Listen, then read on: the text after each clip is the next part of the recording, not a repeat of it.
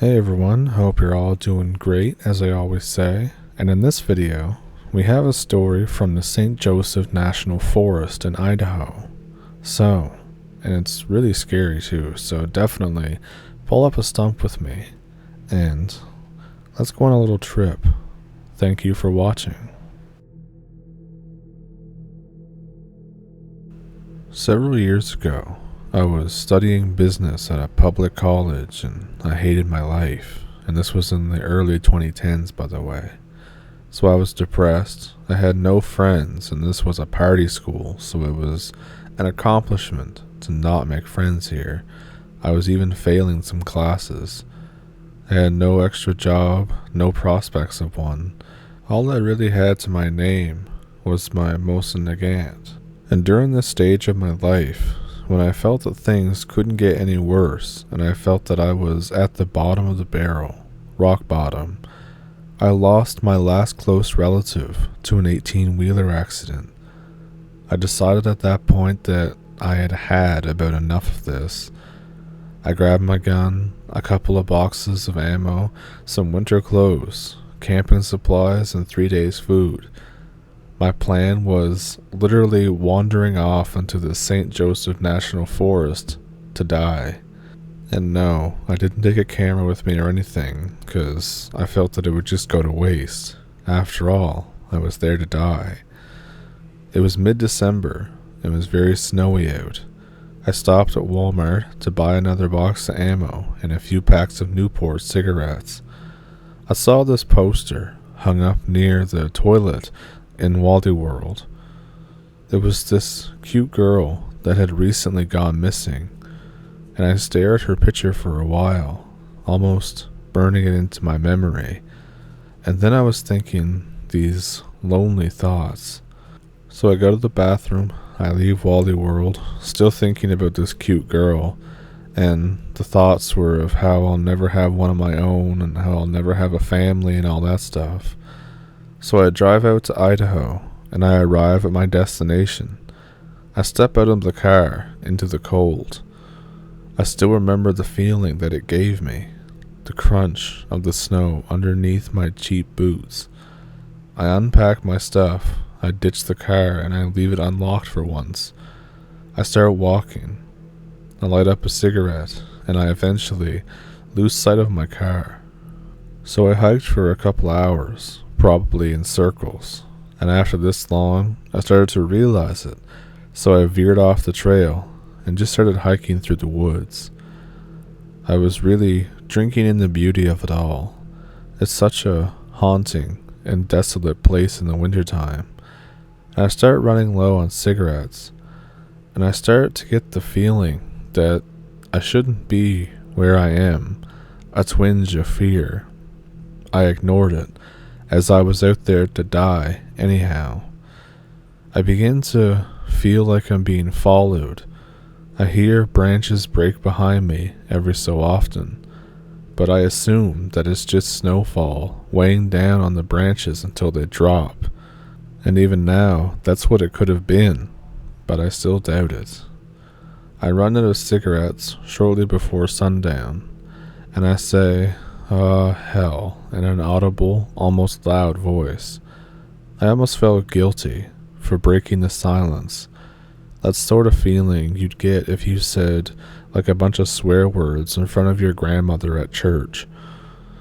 So I set up this empty water bottle. I fired some rounds at it from 50 yards with the Mosin, and the echoes rang and rang out. And I didn't bring any hearing protection because, I was on a suicide trip, so maximum ear ring was the thing here. I pulled out a single round, and I tuck it into my boot, and I'm thinking that I'm going to use this one for shooting myself later if I so choose.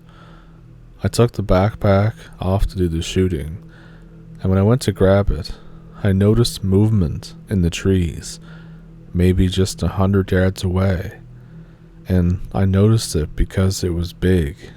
Whatever it was really big. I always had not so good eyesight. That's why the Navy wouldn't take me.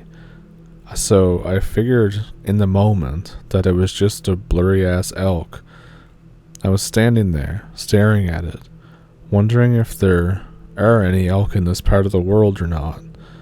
I started to get this funny feeling. Moving slowly, terribly slowly, I went to chamber around in my gun. The bolt got stuck for some reason. I glanced down to see what the problem was, and when I looked up, it was gone. It was just like it was a ghost. Well, the worst it can do is kill me, right? That's why I'm here, right? Right? So I blow off the whole experience, and I quickly forget about it while I'm making my camp. I'm trying to get a fire set up, and finding wood is extremely difficult, as you might think, in Idaho in December under the snow. And it's being a real pain in the ass, so I get frustrated, and I have my little hissy fit, and I throw a piece of wood at a tree. After yelling at myself and screaming F you at the trees, I calm down, and I make camp all the way. At about sundown, I stop to eat, because I'm not going to die of starvation out here, and I'm eating my MRE, and I'm thinking, wait a second, why does this taste like blood? And then I realize that the air smells like blood, and I think, what the hell is going on here? It's the winter. And then I think, oh, I read about this, but I tell myself to relax, that it's nothing. And then I hear a distorted F you come from the trees. It sounded like somebody was talking through an AM radio. I leap to my feet, my gun in my hand. I'm spinning around and around, scanning the trees for any sign of movement. I hear a branch break at my 9 o'clock, so I spin around and hold my rifle still. There's a fine dusting of snow that starts to accumulate on my rifle. After about an hour, I finally relax. I tuck myself into my sleeping bag, and I don't have a tent, not because that I'm out here to kill myself, but because I actually forgot one, and at that point I think, wow, I really am an idiot. So I fold the sleeping bag over myself without zipping it, and I sleep with my rifle in my hands, ready to go. I fall asleep with almost my entire body stuffed into the sleeping bag, and I'm awoken once again by that foul smell of old blood. It's the same as before, but stronger. I notice that my fire is out. I check my watch. I had slept maybe 2 hours or so, and I feel weight on my ankles. And I look down at my ankles because that's where my pack is. And then I think, wait a second, I didn't put it there. I realize that there's a tree that shouldn't be there, right at the foot of my sleeping bag. Then I realize it's not a tree. It moves a little. I swear I can almost hear it breathe. It's much taller than a person, for sure, and thicker. I was able to make out the arms, long, with these weird claw-looking things on the end of them. The arms were hanging loose by its sides. My heart is pounding out of my chest until that's all I can hear. I consider for a split second putting the Mosin barrel into my mouth and trying to end it all before whatever this is gets me. But the adrenaline takes over. I slept with my gun in my hands, ready to go in case something like this happened. I use the gun to flip the unzipped sleeping bag off me. I aim at the figure and I fire a round. And I'm blinded, deafened. I leap to my feet, swinging the Mosin in front of me like a club and screaming. I slowly regain my vision, and I panic and scan the tree lines. It's gone. Maybe it's hiding behind a tree, just at a view, and then I think, wow, I haven't felt fear like this in my whole life. And I yell out, I'll kill you. I'll definitely will. F off, I will. And then Somebody replies, a distant but clear "Hello?" followed a second later by "Are you okay?" I replied with "Who the hell are you? What do you want?" The message came back, "My name's Jim. Are you alright?" I talked with it some more, all the while nervously scanning the perimeter. A couple other voices chimed in from the same direction, and I told them that I nearly got eaten by a bear. They fired off an orange flare, and I realized that they were actually a lot closer to me than I thought they were. They were just down over a hill. I'm pretty sure I passed through the clearing that they set up in shortly before I made camp. "Can you come to us?" I say, "What if I get ambushed?" Jim says, "I'll come to you. I have a gun, but don't shoot me, okay?" I say, "Deal. Please hurry." It seemed like it took forever for homie to show up. We played a game of Marco Polo until he got to me. He had a stainless steel .357 and a flashlight. He introduced himself as Jim. He was a nice guy. He asked me if I was injured, and he was short as hell. I figured he'd be tall. He led me back to his camp and spoke to me quietly on the way. We've had these bear troubles ourselves, and even quieter, he said, "Ain't no bear, man. You agree?" And I replied, "Could not agree more." After walking a little bit, he says, "The others still think that we just ran into a bear in the woods, and they're all pretty calm, so try not to spook them. We were having a party out here, and half of them are absolutely shit-faced." And I say, "Roger that." I ask, "How many people do you have with you?" And he says there's 6 others. We arrived at the camp, and the camp was in relative disarray. There was coolers and a couple of tents scattered around a low fire. There was beer cans everywhere, trash everywhere. And in a moment of humor to break all the tension, some insanely drunk, buck-toothed dude stumbles up to me, puts his hand on my shoulders and says, "Where's the bathroom, man?" And I just think to myself that this is a shitty horror movie and we're all going to die and no one's ever going to find us. The only other gun besides mine and Jim's .357 is a .22, unless you count the flare gun. Jim and the kid with the .22, who introduced himself as Travis, convinced their inebriated friends to stop drinking in case the bear comes back. Jim systematically introduces me to everybody. The buck-toothed guy from earlier has stumbled into a tent and he is passed right out, as has one girl in the tent as well. I shake hands and exchange names with everyone else. Something is off now. I'm looking around at everybody, and I start to run some numbers in my head. There's 7 people total, 2 asleep in the tents. Why are there still 6 people out here? Jim dicks off to work on the fire, and I go to say hello to the last person, another girl. She just ignores this and stares at me. It's kinda dark, but I swear that her face looks familiar. And I see something move in my left peripheral vision. It's stainless steel. It's the barrel of Jim's revolver. He's pointing it at the person that I'm trying to talk to, slowly moving closer. Her face hasn't changed. It's totally expressionless. I get the feeling that I know her, and then I realize that I do. Her face matches the one of the missing person poster at Walmart. Homie starts to say something to the effect of, "Who the hell are you?" And then she wheels around and just goes into a dead sprint into the tree line, gone in an instant.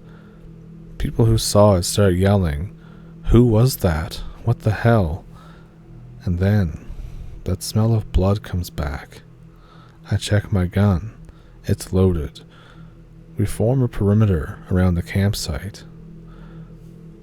Over time, we make these expeditions to go to the tree line. We're panicking and gathering as much wood as we can to build the fire as big as we can. Everyone who isn't passed out drunk is clutching something: the 22, the flare gun, machetes, a hatchet, regular knives. Nobody says a word. We hear branches breaking off in one direction, and then more breaking in the same direction, and the smell gets stronger, and I think, oh shit, I wish I had my cigarettes right now. The girl with the flare gun sees something and fires a flare into the trees. Under my breath, I think, oh great, you wasted one. Then we see this silhouette 15 or so feet from the flare, illuminated. I fire around at it. It hits a tree. The thing bolts. People see it bolt and hear it run through the trees.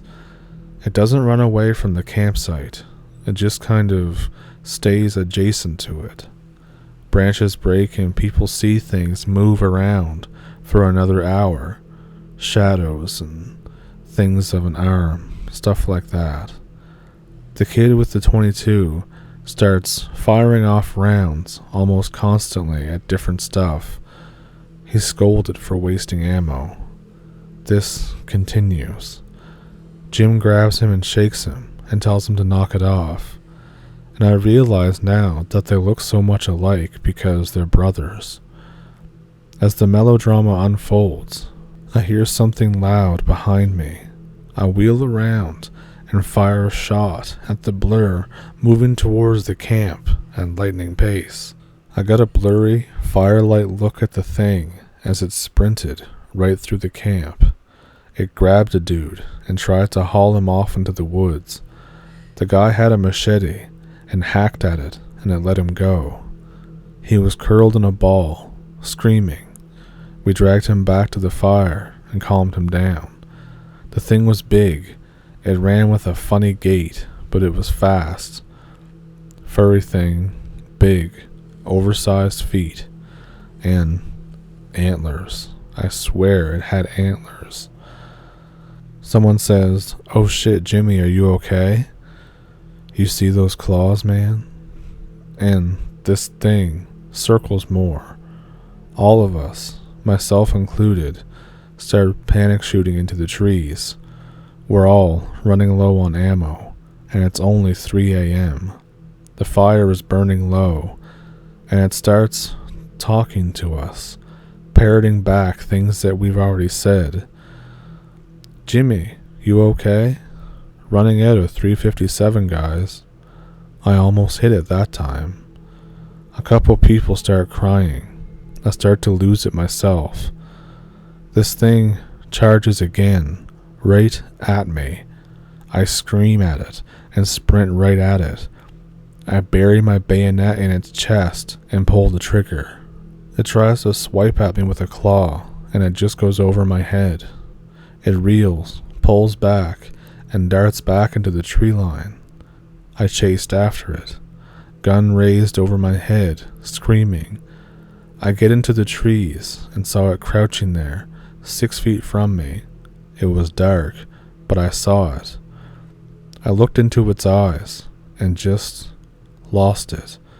I lost every bit of courage that I had. I stood there, stiff, waiting for it to just kill me. I felt like hopeless prey in front of an apex predator. A couple people grabbed me by the shoulders and dragged me back to the fire. They didn't even see it, but it was right there. I only have 3 rounds left now. I used the snow to clean the black, steaming blood off my bayonet. The camp was still circled, but less so. We seemed to have injured the thing, and it didn't parrot us anymore. It just wheezed. This loud, terrible, awful wheeze. Maybe a cough or a shriek, too. The sun finally came up. It was the most beautiful sunrise I had ever seen, I swear. They all haphazardly packed their stuff up. We hiked 10 or so tense minutes in a tight formation to a trail very close by. I had no idea that it was there. I followed the trail back to their pathfinder. They all jump in, and I'm stuck standing there. I remember my mission, why it was that I came there. I looked down at my rifle, 3 rounds left. I remember the bullet in my boot, 4 rounds left. And someone says, "The hell are you doing standing there? Get in the car. Man, get the hell in the car." I stop and say, "Sorry guys, I have unfinished business." And I start to walk back down the trail, back into the woods. I feel the crunch of snow beneath my boots, the rays of sunlight shining down. Then suddenly, darkness. I got knocked out and thrown into the pathfinder. They hauled ass out of there, and they swear they saw something big step out from behind a tree and watch them take me and drive away. We all agreed that we probably shouldn't go back there again. A lot of them didn't want to talk about it for some reason. I never did actually go back for my car. It was a piece of shit anyways. So yeah, that's the time that I was almost going to kill myself, but I guess something had other ideas. So usually I would add another story to this to make it like a little longer, but I feel like that this person's experience deserves its own, like it stands on its own kind of thing. So let me know what you thought of it down in the comments. Have you ever had something crazy like this happen? Do you have a story of your own? I have an email in the description where you can send it to if you want to.